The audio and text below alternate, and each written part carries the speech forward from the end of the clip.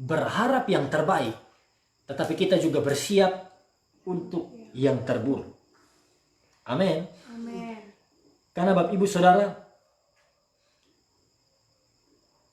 ketika kita mengikut Tuhan, ketika kita ada di dalam perjalanan mengiring Tuhan, menjadi orang percaya, menjadi orang Kristen, Tuhan tidak pernah berjanji bahwa kita akan selalu ada di dalam Taman Eden. Tuhan tidak pernah berjanji bahwa, sampai ada lagunya kan, langit selalu biru. Tuhan tidak berjanji kita akan selalu ada di dalam berkat, selalu ada di dalam sukacita, selalu ada di dalam kenyamanan, keamanan. No. Tetapi di dalam hidup kita, kita masih melalui padang gurun. Kita masih juga harus melalui kondisi malam hari, pergumulan, masalah, kesusahan, bahkan kesesakan yang harus kita lalui. Tetapi percayalah saudara, Tuhan kita, Dia Tuhan yang berjanji bahwa Dia akan menyertai kita di dalam semua musim hidup kita. Dia Tuhan yang berjanji bahwa Dia akan berjalan bersama-sama dengan kita. Matius 28, saudara, amanat agung yang Tuhan berikan kepada murid-muridnya. Kalimat terakhirnya salah satunya Yesus berkata, ketahuilah aku menyertai kamu. I always be with you till the end of time, sampai akhir zaman. Sampai malam hari ini pun Tuhan masih menyertai kita. Amin. Bahkan terus menerus sampai seterusnya Tuhan sanggup menolong kita. Dia mau menyelamatkan kita. Kita buka ayat pendahuluan kita di dalam Mazmur, kitab Mazmur pasalnya yang ke-46 ayat 2 sampai ayat 4. Kita akan baca bersama-sama Mazmur 46 ayat 2 sampai ayat 4. Bapak Ibu yang sudah dapat bisa katakan haleluya. Puji Tuhan. Mazmur 46 ayat 2 sampai ayatnya yang keempat.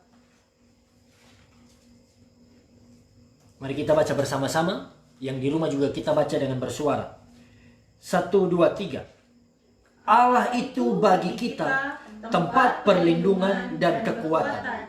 Sebagai penolong dalam kesesakan sangat terbukti. Sebab itu kita tidak akan takut. Sekalipun bumi berubah, sekalipun gunung-gunung goncang di dalam laut, sekalipun ribut dan berbuih airnya, sekalipun gunung-gunung goyang oleh geloranya. Katakan amin. Saudara, ayat 2 katakan Allah itu bagi kita tempat perlindungan dan kekuatan. Tuhan yang kita sembah, Dia bukan Tuhan yang ada di langit ketujuh.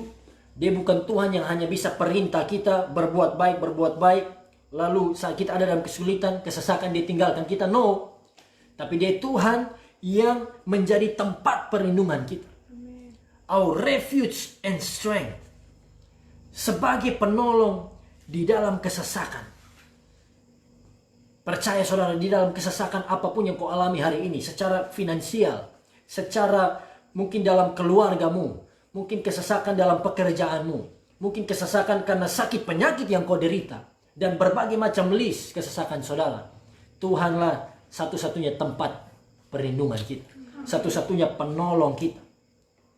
Dia pahlawan kita yang saudara berperang gantikan kita. Firman Tuhan katakan, kamu berdiri, kamu tenang, aku yang berperang gantikan kamu.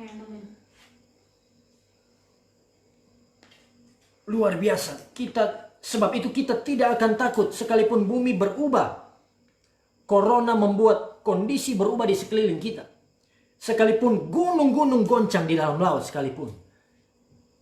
Kalau gunung goncang di dalam laut artinya ini tsunami ya. Pasti tsunami, gempa bumi dan tsunami. Kita tidak perlu takut. Sekalipun ribut dan berbuih airnya, sekalipun gunung-gunung goyang oleh geloranya. Saudara, apa yang harus kita perbuat di masa-masa sulit ini? Saya masuk ke dalam inti dari firman Tuhan. Ada dua hal saja, dua poin. Tetapi tentu saya akan gali sedikit dalam dari dua poin ini. Tetapi yang harus kita lakukan di masa-masa sulit ini, yang pertama, Bapak Ibu catat, kita perlu menaruh harapan kita hanya pada Tuhan. We need to put our hope, put our trust only in the Lord, only in God. Taruh harapan kita hanya kepada Tuhan. Bapak Ibu Saudara, kalau kita melihat keadaan, iya kan? Kalau kita melihat keadaan dunia pada hari-hari ini, segala sesuatu berubah dengan cepat. Harta yang kita banggakan, posisi kita, hasil-hasil kita dalam pekerjaan kita, semua pencapaian-pencapaian kita, ketika di tengah wabah corona, semuanya seperti tidak ada artinya, saudara. Kita mengalami kekecewaan. Tetapi percayalah, kalau kita taruh harapan kita kepada Tuhan, Tuhan tidak pernah mengecewakan kita. Apapun yang terjadi, saudara perhatikan. Kita harus tetap menaruh harapan kita pada Tuhan. Kita baca saja Yeremia 17 ayat 7-8. Yeremia 17 ayat 7-8. Isi saya bisa bacakan, Bapak Ibu bisa memperhatikan, kita perhatikan bersama-sama.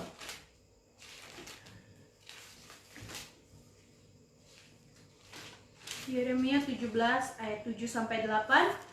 Diberkatilah orang yang mengandalkan Tuhan, yang menaruh harapannya pada Tuhan. Ia akan seperti pohon yang ditanam di tepi air. Ia yang merambatkan akar-akarnya ke tepi batang air, dan yang tidak mengalami datangnya panas terik, yang daunnya tetap hijau, yang tidak khawatir dalam tahun kering, dan yang tidak berhenti menghasilkan buah. Amin. Saudara, Yeremia dengan ilham Tuhan berkata, diberkatilah orang yang mengandalkan Tuhan, yang menaruh harapannya pada Tuhan.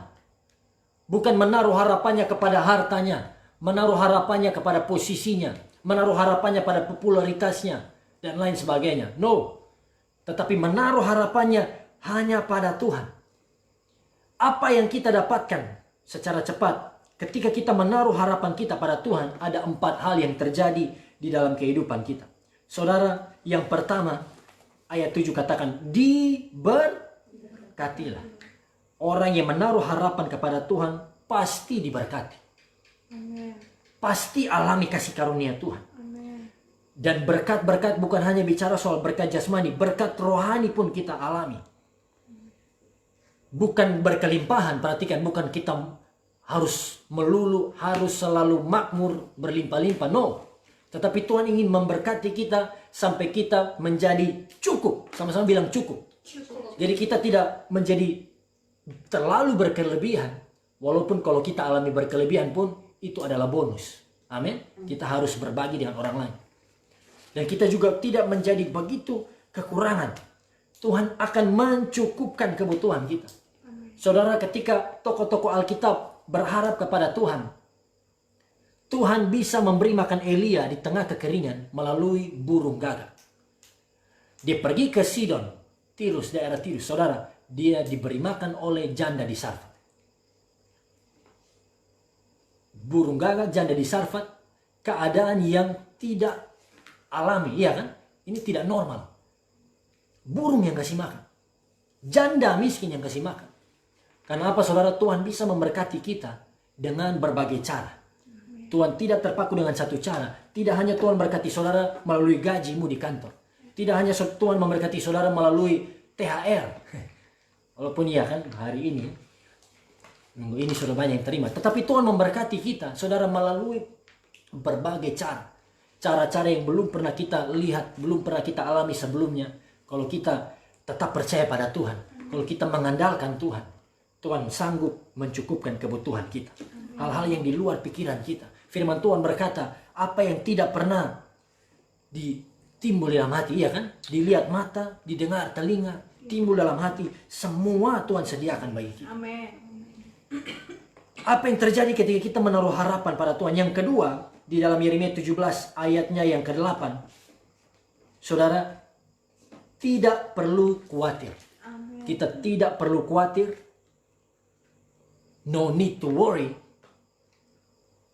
Makanya ada itu istilah dalam bahasa Afrika yang diambil oleh film Disney yang terkenal, Lion King. Iya kan? Hakuna Matata. Artinya apa tuh? Ya kan, Hakuna Matata adalah istilah all is well. semuanya baik-baik saja. Tidak perlu khawatir. Amen. Saudara, ketika kita menaruh harapan kita pada Tuhan, kita tidak perlu khawatir. Karena apa? Tuhan menjaga kita. Amen. Tuhan memelihara kehidupan kita. Amen. Tuhan yang melindungi kita. Amen. Kenapa tidak perlu khawatir? Dikatakan di sini, ia seperti pohon yang ditanam di tepi air. Kita seperti pohon yang ditanam di tepi aliran air. Apa itu? Kita seperti pohon yang ditanam orang-orang yang duduk, yang selalu berlindung dan bernaung di bawah, di dalam hadirat Tuhan. Amen. Di dalam kuasa Tuhan. Kita tidak perlu khawatir. Seperti merambatkan akar-akarnya ke tepi batang air. Kita perlu tertanam, akar kita kuat di dalam Tuhan. Kemudian tidak mengalami datangnya panas terik, yang daunnya tetap hijau, yang tidak khawatir dalam tahun kering. Panas terik bicara soal pergumulan hidup, masalah hidup. Pohon yang tidak mendapatkan air, kering. Mati karena kepanasan, karena kekeringan. Tetapi kalau kita ada di dalam Tuhan, kita seperti pohon yang ditanam di tepi aliran air. Krisis terjadi. Kekurangan kita alami. Sakit penyakit kita alami, tapi kita tidak perlu khawatir. Amin. Kita tidak perlu takut karena kita dijagai, kita dilindungi oleh Tuhan. Yang tidak berhenti menghasilkan buah. Yang kedua, tidak perlu khawatir. Yang ketiga, orang yang menaruh harapannya pada Tuhan pasti menghasilkan buah. Saudara catat, produce fruit, buah-buah perbuatan baik, buah-buah karakter, buah-buah roh nyata dalam hidupnya. Buah-buah pelayanan yang memberkati banyak orang. Ketika kita menaruh harapan kita pada Tuhan, Yesus berkata, tinggallah di dalam aku dan aku di dalam kamu, maka kamu akan berbuah banyak. Saudara, yang keempat secara cepat, apa yang kita dapatkan, apa yang terjadi ketika kita menaruh harapan pada Tuhan, kita mendapat kekuatan baru. Yesaya 40 ayat 29 sampai 31. Ayat yang tidak asing, ayat yang sering kita baca tapi kita baca lagi. Yesaya 40 ayat 29 sampai 31. Isi saya bisa bacakan. Bapak Ibu, saudara-saudari memperhatikan. Puji Tuhan. 29 sampai 31. Yesaya 40 ayat 29 sampai 31. Dia memberi kekuatan kepada yang lelah dan menambah semangat kepada yang tidak berdaya. Orang-orang muda menjadi lelah dan lesu, dan teruna-teruna jatuh tersandung. Tetapi orang-orang yang menanti-nantikan Tuhan mendapat kekuatan baru. Mereka seumpama Raja Wali yang naik terbang dengan kekuatan sayapnya. Mereka berlari dan tidak menjadi lesu. Mereka berjalan dan tidak menjadi lelah. Amin. Amin. Saudara, ketika kita menaruh harapan pada Tuhan, kita mendapat kekuatan baru. Amin. Ayat 29 katakan, dia memberi kekuatan kepada yang lelah dan menambah semangat kepada yang tiada berdaya. Kalau saudara nonton berdua atau bertiga, saudara lihat kanan kiri. Ini muka semangat atau muka lelah. Firman Tuhan berjanji, dia memberi kekuatan bagi yang lelah, menambah semangat bagi yang tiada berdaya. Kemudian ayat 30, orang-orang muda menjadi lelah dan lesu, teruna-teruna jatuh tersandung. Orang-orang muda identik dengan kekuatan. Ya kan? Orang muda identik dengan semangat, kerja keras. Tetapi ada masanya, saudara, bahkan Alkitab sendiri catat, orang-orang muda bisa menjadi lelah. Karena apa? Orang-orang muda yang mengandalkan kekuatan sendiri. Orang-orang muda yang berjalan di luar Tuhan menjadi lelah, lesu, teruna-teruna, tersandung. Tetapi ayat 31, saudara perhatikan, orang yang menanti-nantikan Tuhan, puji Tuhan, those who wait upon the Lord. Mereka yang menanti-nantikan Tuhan, artinya kita yang mengandalkan Tuhan, amin. Kita yang percaya pada Tuhan, kita akan mendapat kekuatan baru. Seperti Raja Wali yang naik terbang dengan kekuatan sayapnya. Kita berlari tidak menjadi lesu. Kita berjalan dan tidak menjadi lelah. Sama-sama katakan, dia berikan kekuatan.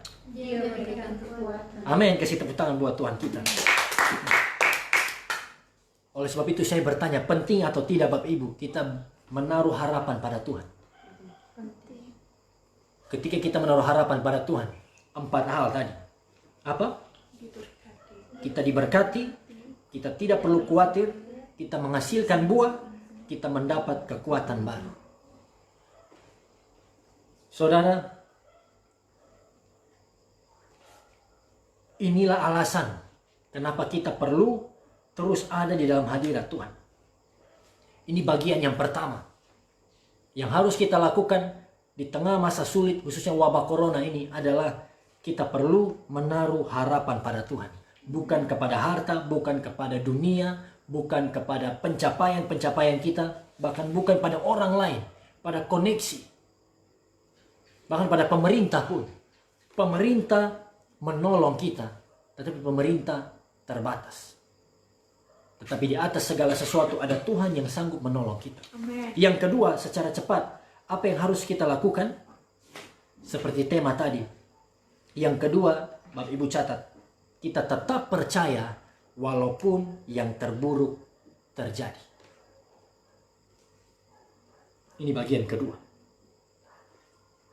Puji Tuhan, saya sudah sampaikan kalau kita menaruh harapan pada Tuhan, Tuhan memberkati, kita menghasilkan buah, kita tidak khawatir, kita mendapat kekuatan. Tetapi saudara, di bagian yang kedua ini yang saya ingin tekankan.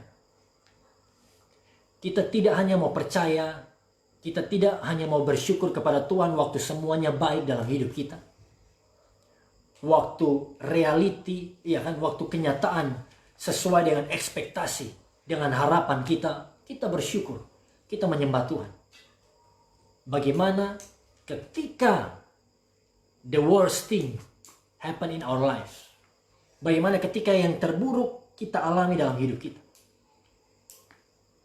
Bapak Ibu Saudara, kita tahu bahwa Tuhan itu baik. Amin. Tuhan mengasihi kita. Masihkah kita menyembah Tuhan? Masihkah kita bersyukur pada Tuhan kalau Tuhan izinkan yang terburuk terjadi dalam kehidupan kita? Ini bukan untuk menakut-nakuti kita, Bapak Ibu. Tetapi saya sedang menyampaikan bagi kita kenyataan yang sedang terjadi di dunia kita. Perhatikan dunia yang kita tinggali. Sama-sama bilang dunia. Dunia kita ini dunia yang sudah hancur oleh dosa. Ketika Adam dan Hawa jatuh ke dalam dosa, semua yang buruk masuk ke dalam dunia. Kutukan, hukuman, kehancuran, bencana alam, sakit penyakit. Kita tidak bisa menaruh harapan kepada dunia.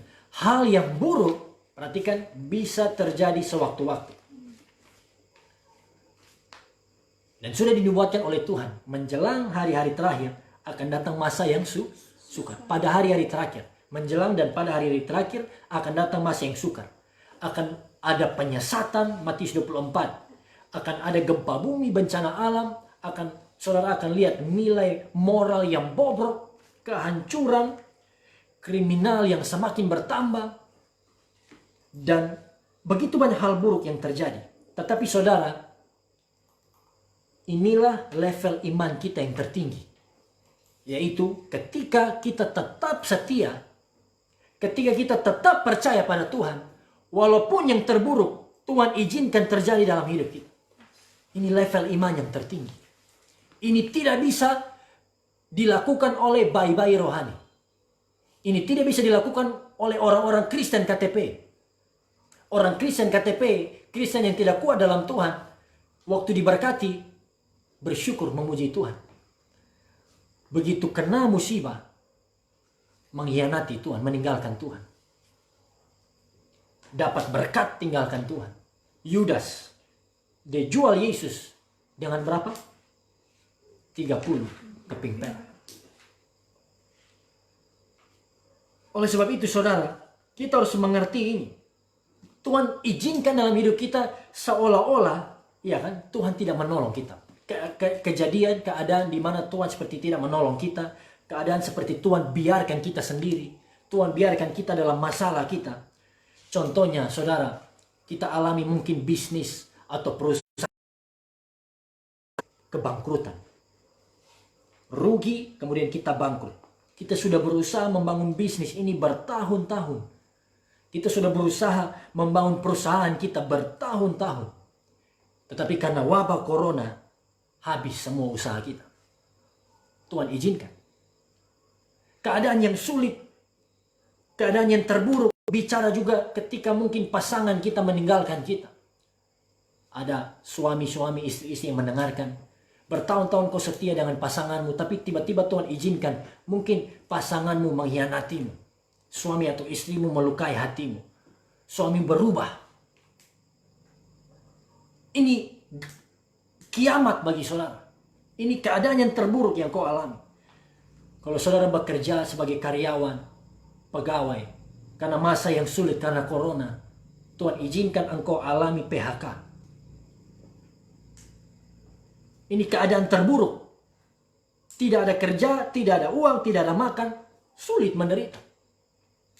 Keadaan terburuk bicara karena wabah corona kita alami kesulitan ekonomi juga. Amin. Waktu kita alami kesulitan secara finansial,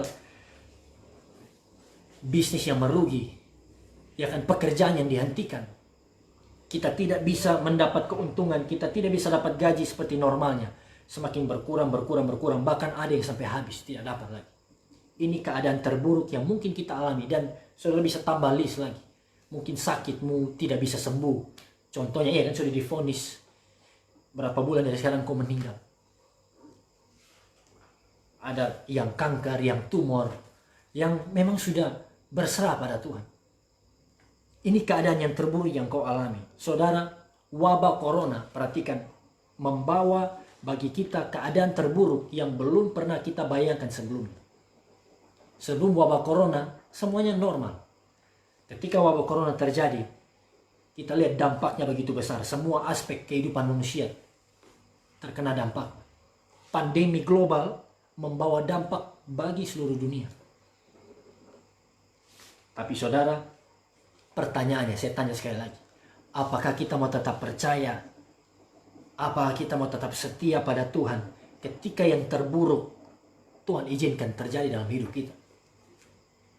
Saya mengajak kita untuk melihat bagaimana tokoh-tokoh Alkitab yang juga mengalami yang terburuk dalam hidup mereka. Abraham, saudara. Berapa tahun Abraham menunggu Ishak? 100 tahun Abraham tunggu Ishak. Tuhan beri anak waktu di usia 100 tahun.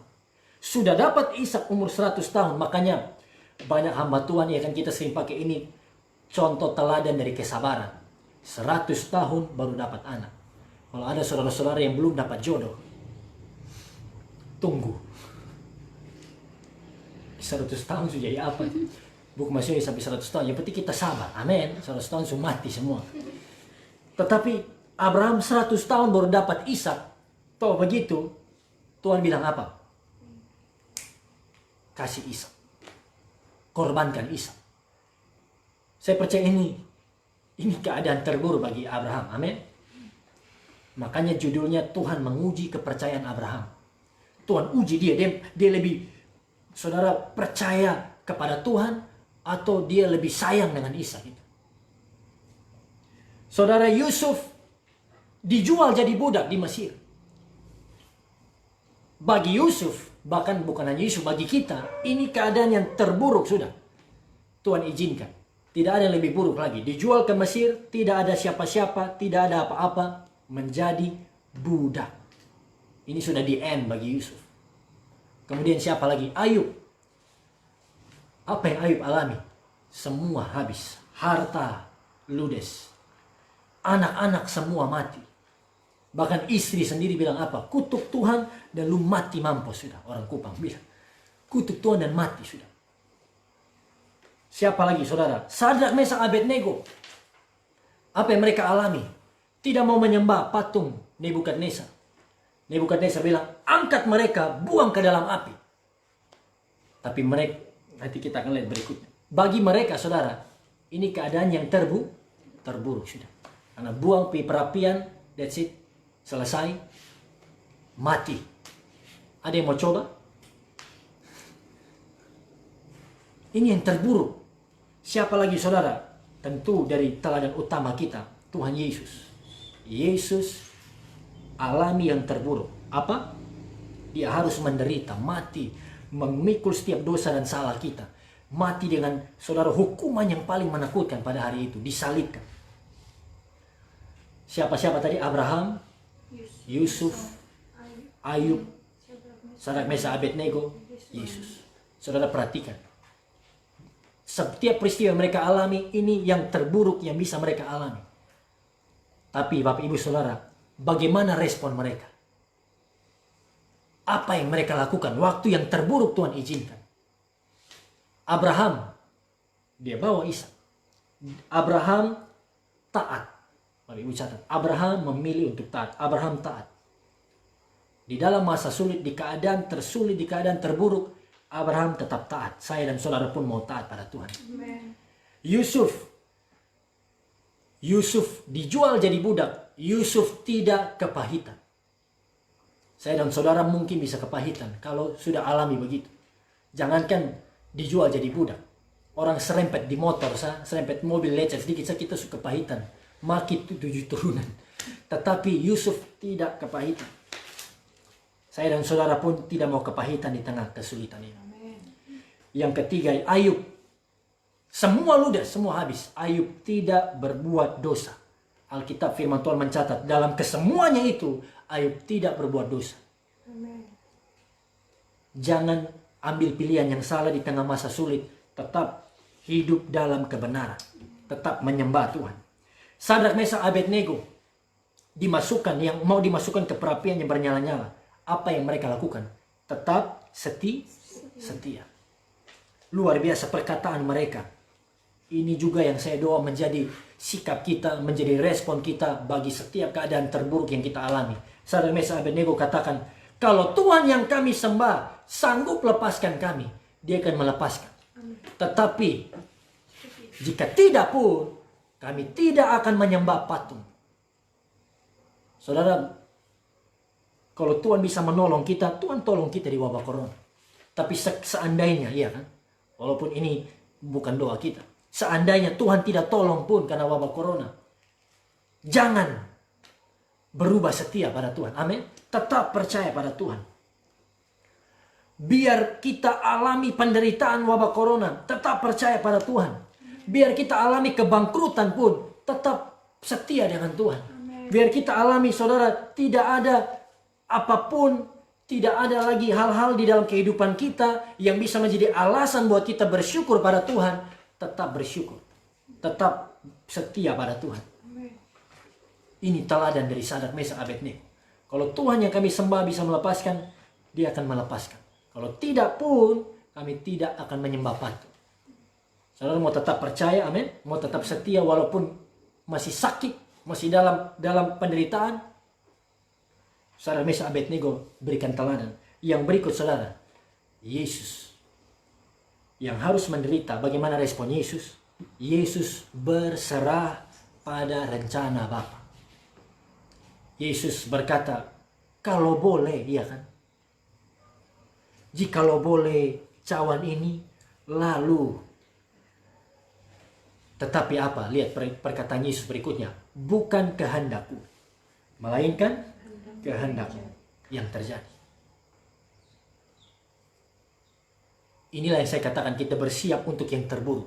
Keadaan, even the worst situation, the worst condition happen in our life, we still be faithful to God. Amen. We still put our trust in God. Kita terus percaya pada Tuhan. Kita terus menyembah Tuhan. Dan apa hasilnya Bapak Ibu? Abraham tidak jadi persembahkan Ishak. Makanya Abraham berkata, Tuhan menyediakan. Jehovah Jireh. Tuhan menyediakan korban menggantikan anaknya. Yusuf tidak kepahitan. Hasilnya apa? Jadi Perdana Menteri.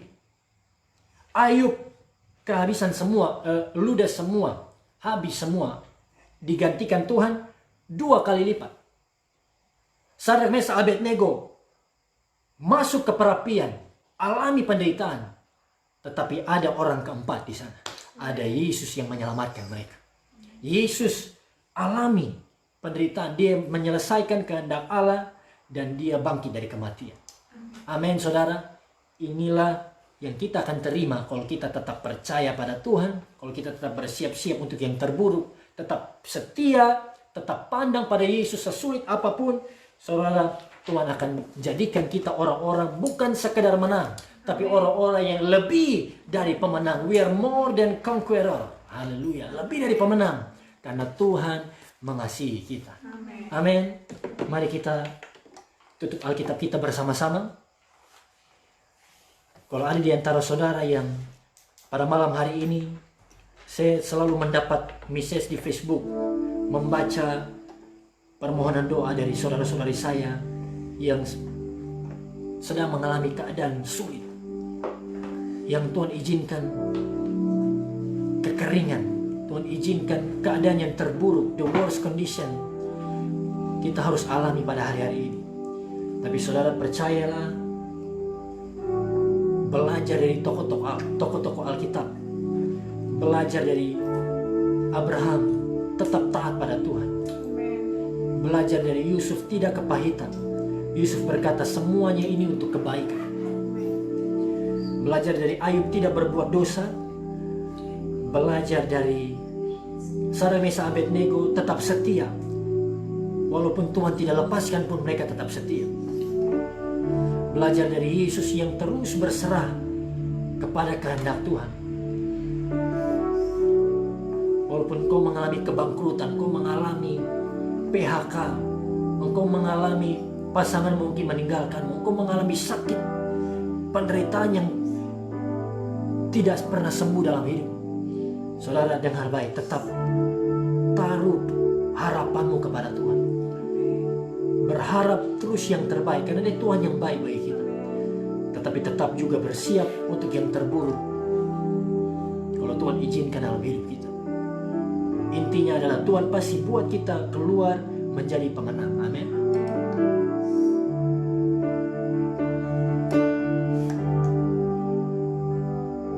Kau hiasi kehidupanku dengan kemurahan-Mu.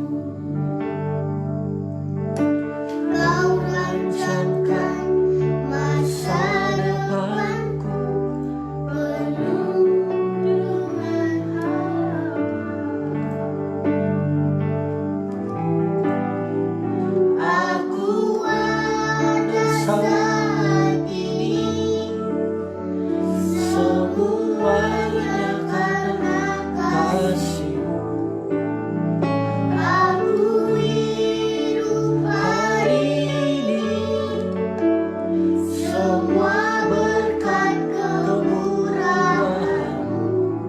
Terima kasih Yesus, Engkau sangat baik, teramat baik bagiku.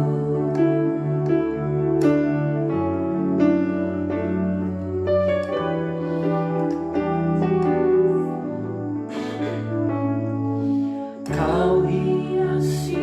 Mari kita naikkan pujian ini bersama-sama. Taruh harapan kita pada Tuhan.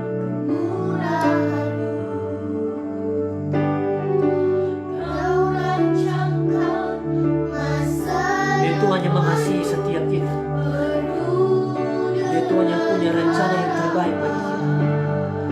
Oh, katakan, aku ada saat ini, semuanya karena kasih.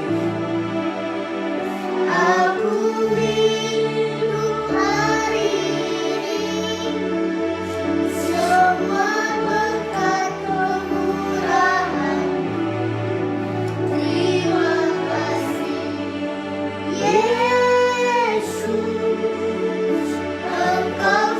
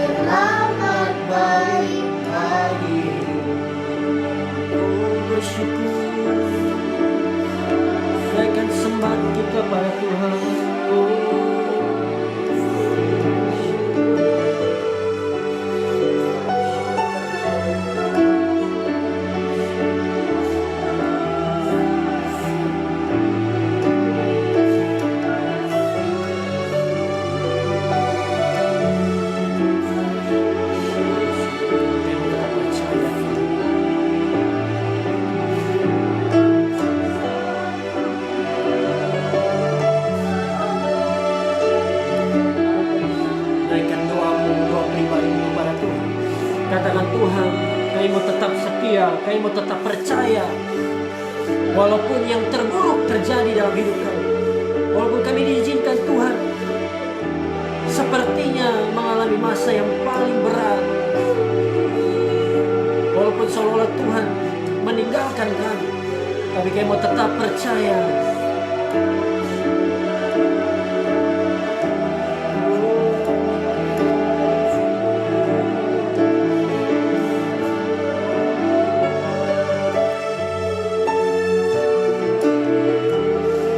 Terima kasih Yesus, aku ada saat ini.